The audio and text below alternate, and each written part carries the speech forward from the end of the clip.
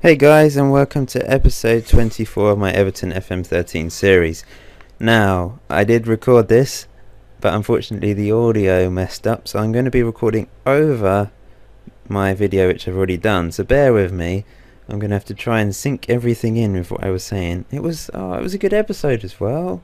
Thought I did quite well with the narration. But yes, basically today we've got the European Super Cup. First of all, I'll just show you these transfers. As you can see, the main transfer was Douglas Costa from Man City. I've signed a lot of players from Man City recently, from our rivals, so the fans aren't usually too happy when I sign someone from them. But yeah, great signing, Douglas Costa. As most of you FM players will know, he's been brilliant over the years. And I thought for that amount, he was a bargain. Unfortunately, his finishing's a bit poor, but dribbling, 19, excellent stuff. So he's going to be a good winger for us, I think. And also I signed Zulu, a brilliant centre-back from Bayern Munich. Thought I needed someone else at the back because Jagielka's getting on a bit, but along with Heitinga, he's fabulous. But then Jagielka's so good, it's difficult not to play him. So, but for this game, I will be playing Heitinga in defensive midfield because Rodwell's injured. But yeah, great centre-back. Don't know what else I'm talking about here at this point in the video, but blabbering away, blah blah blah blah blah. Yeah, good player, 9 million, excellent stuff. And a few players on a free, because if you go to player search and just go to players, contracts expiring, then you can get great players. I mean, if you go in January, sort of thing. So yeah, I signed that striker Benzia and also Koval, who's absolutely incredible goalkeeper for a free. Ukraine international, 31 caps. I mean, 4.5 stars according to my assistant. For my current Everton team, that is pretty unbelievable. Considering Jelic has got about 3.5 now. Now that my quality's gone up. And this guy, wonder kid, youngster, is going to be a star. Needs to improve a few of his attributes, but he might play the occasional game. But mainly playing in the reserves this year, but I will give the youngsters a chance in certain games. And I sold Neil Erdley and Matthew Kennedy in the end, and also Zigoev, 20 million. I thought he's got 1 year left on his contract. He wanted a hell of a lot of money. He's been brilliant over the years, the 4 seasons, but I thought 20 million for a player with 1 year left on his contract. Zigoev is brilliant. I might regret it, but I don't really play an attacking midfielder in this tactic that I play anymore. So I decided to cash in on him. He's still only 26, but yeah, 20 million, decent price. So yeah, I couldn't really reject that amount, and it gave me money. I still have 11 million left, but I probably won't use that. It's only about 5 days left in the transfer window. And Matthew Kennedy, like I said, I mean, he's great, but he's not quite up to the standard. Now that I've improved, and I'm in the Champions League, he's not quite up to that standard, so I sold him for an okay amount. He only had 1 year left as well. So that's the transfers out the way. Now on to the fixtures. Oh, it's always annoying having to re-record a video. All that time. And this is a 20-minute long video as well. But yeah, an excellent start to the Premiership. 4-0 victory against Swansea. I couldn't quite believe it. Swansea are a great team. But yeah, we dominated. And the first goal of the game. Nice passing around the back. Just sensible build-up. But then Raphael went on a brilliant run down the right. Dribbling. Crossed it in. Headed home by Jelic. It looked like Yarmolenko, but it was Jelic that stuck it away. Jelic-Ferreira partnership is just unstoppable. And Jelic once again won the ball from bad pass from Korka, dribbled brilliantly around, and Yarmolenko fired home for 2-0. Super stuff. Third goal of the game. In the second half, Ferreira, brilliant run and great goal after a Jelic assist. And fourth goal of the game. They did go on a bit of a run at this point, but we countered excellently, as you will see in a second. So Pablo Hernandez doing well down the right hand side, cut in field, but it was a good tackle by Baines, who cleared into Douglas Costa, who bit of trickery and a decent pass into Barkley, who found Jelic, out wide to Pacheco, who finished. I love saying Pacheco, the Mexican, who's definitely improved over the last couple of seasons since we've had him. And then an even better 4-0 victory against PSV in the Champions Cup qualifying leg. I mean, we had to win this leg to go through to the group stage, and in the first leg we won 4-0 convincingly. Jelic with the first. We scored 4 goals in the first 26 minutes and then no goals after that. But what a start to the game. We just completely obliterated them. Couldn't quite believe it. But yeah, Koval collected the ball.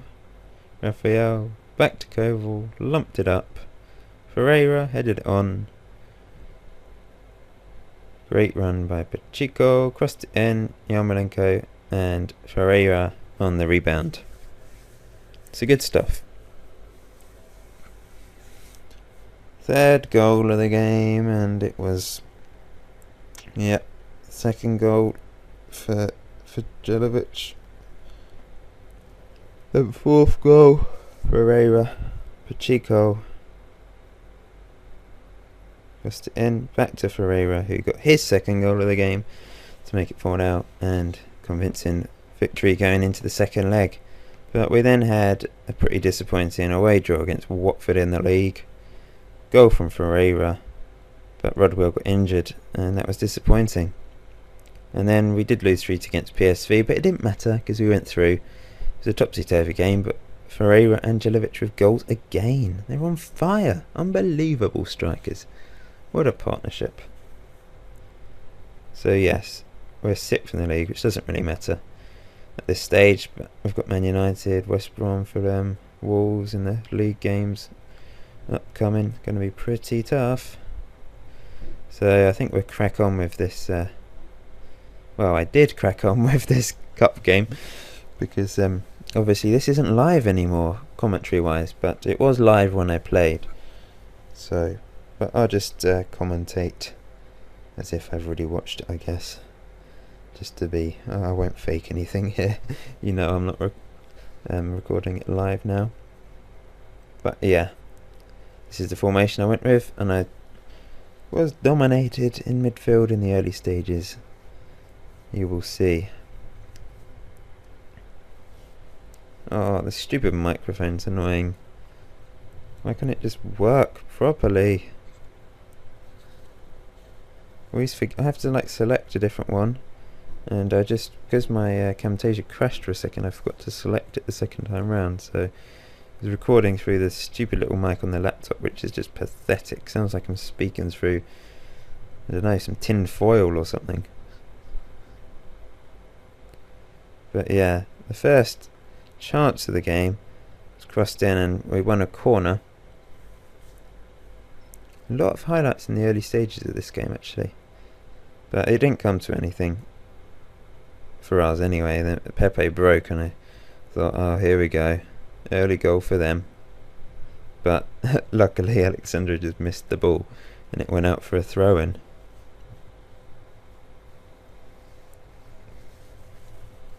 But then 3 minutes in they did get a highlight and a chance, as you will see. Passing it around well. Porto obviously won the Champions League and we won the Europa League, which is why we are in this game.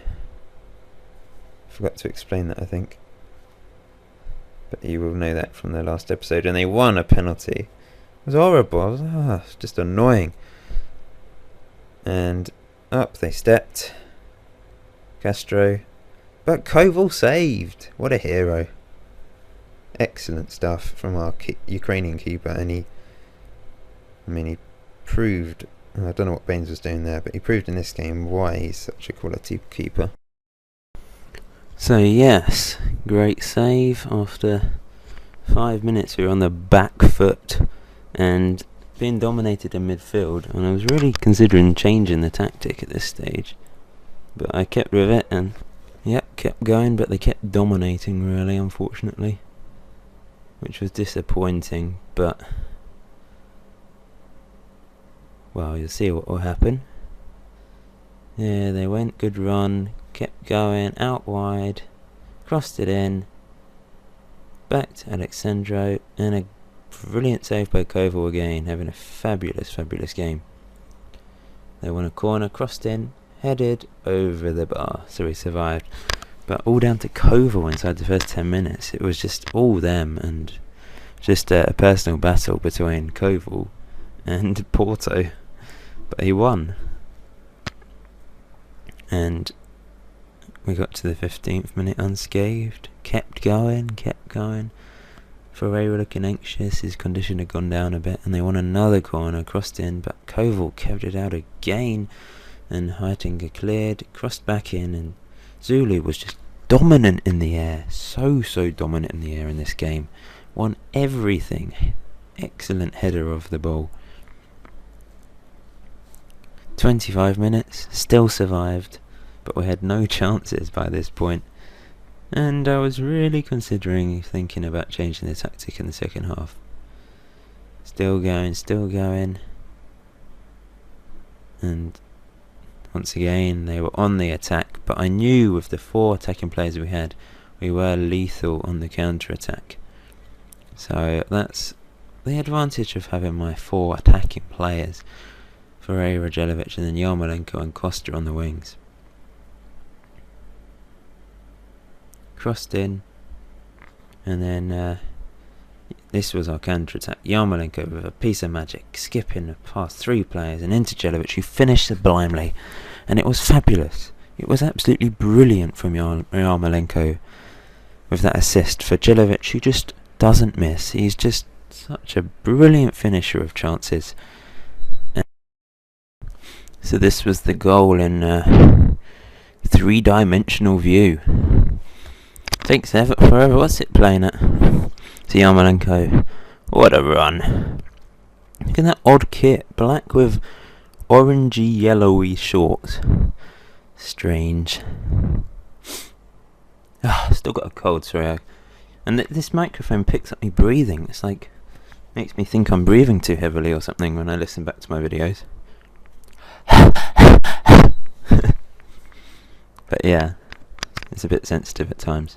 I'll breathe away from the microphone. So not much happened for the rest of the first half. We went into half time 1-0 up despite being dominated at times. And I just thought I'd give them some encouragement and more of the same. Didn't change the tactic. I thought I'd just stick with it, as it did work in the end, thanks to Koval's heroics at times. So yeah, if you need a good keeper, I'd sign him, because obviously at the start of the game he's pretty young. Would be about 19, 20 probably, as this is the start of the 5th season, so I'm not quite sure how young he is at the start, but very good keeper. Douglas Costa, useful with both feet, either footed, ambidextrous, like my uncle. But yeah, good clearance by Baines there, and here came Yarmolenko with a horrible finish. So the game went on, second half, just holding on, 1-0, and yeah, I was obviously thinking about making subs at this point. They had another chance from a corner, but we managed to hold on again. Zulu was just so fantastic, especially in the second half. Here we were on the ball, hoping for a second goal, but they broke away. We were struggling in midfield, but I was just hoping that my defence and Koval would just hold on and save us, rather than completely changing the tactics, and then something inevitably goes wrong when that happens. Here I was just looking at Costa for some reason, showing that he's either footed. Brilliant. he's gotten the most money, because when I signed him, he put this clause in his contract: if he won a Brazilian Cup, he'd get 90k a week. And I signed him, and the next day he gets his first Brazilian cap, and it was just typical. So he went up by about 12k a week. But never mind, I can afford it. But he is earning the most. So I decided to bring the youngster Benzia on, hoping that he could add a bit of spark to the attack. And McCarthy came off for fouling, as he was starting to tire a little, as he's basically the one running around in central midfield. He's so class though, McCarthy. Really develops very well if you just play him a lot. Sign him for around about 5 to 8 million, and then just, keep the faith with him, and he does a great job in central midfield. I find it's really hard to get players to perform well in central midfield, like have really good ratings compared to defence and attack. They seem to be able to get really high ratings a lot easier, whereas central midfielders do struggle because they're often having to make a lot of passes and do the most work, and inevitably they make sort of a little mistake at times. So usually you get around about 6.9 or 7.0 if they have a good game. So here come Porto again on the attack. I was biting my fingernails, hoping we could hold on, and it was crossed in, but Zulu once again dominated at the back and headed it away. We broke away with Benzia, dribbling nicely away to Rafael, into Costa, who won a free kick and decided to make my last sub. Off came Yarmolenko and on came Pacheco. No, Naismith. I thought it was going to be Pacheco. Of course, Naismith came on. Just give him a bit of a run out because he doesn't play so much now. I was going to sell him at one point, but decided to keep him, mainly because no one wanted him for the amount I thought I could get for him. So yeah, he's a decent backup winger or striker. Quite versatile in that sense. Can play anywhere in the attacking sort of positions. So a useful player to have, and he gets the odd goal. First 3 seasons, of course, he got over 10 goals in each of those seasons, but the 4th season he sort of was more of a substitute, so obviously didn't have as many opportunities to score. Here we came again, Heitinga, Benzia, and they cleared. Breakaway down the wing, crossed it in, and Jagielka this time headed it away, and this time Heitinga in that defensive midfield position, getting back and covering well and heading away. Very useful player to have, Heitinga. Oh, and that was a really good chance for Naismith, but he couldn't find the back of the net. But yeah, some people seem to sell, players like Baines, Fellaini, Heitinga, Jelovic, try and cash in early on when they're Everton, but I just kept them. I thought, I'm not going to be able to replace them for the amount of money I'll get for them. And obviously I sold Fellaini last season, but that's because he had a year left, and 26 million was pretty decent amount for him in the end from Chelsea. And I kept Baines because he's just basically one of the best left backs on the game. I just don't think there's anyone better than Baines at left back after a couple of seasons, because he just has such good quality. And yes, as you can see, we won the game in the end. But yeah, Baines is just so deadly from set pieces and very good defensively as well.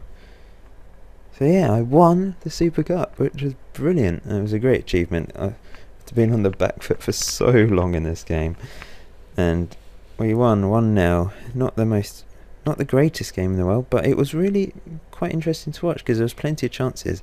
My defence was, Zulu was a beast, and Koval was excellent in the first half, but Zulu got man of the match in the end with a stonking 9.0. What a game. And won a bit of money, and I'm on it, the lips of the fans. And Zulu was just fantastic, utterly brilliant. And as you can see there, we are 6th in the table, I think.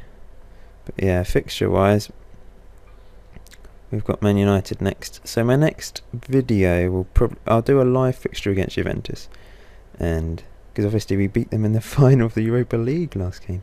But that's it for this video. Thank you for watching. Please like, subscribe, you know what to do, comment, blah blah blah, etc. And I'll see you in that episode against Juventus. See you guys.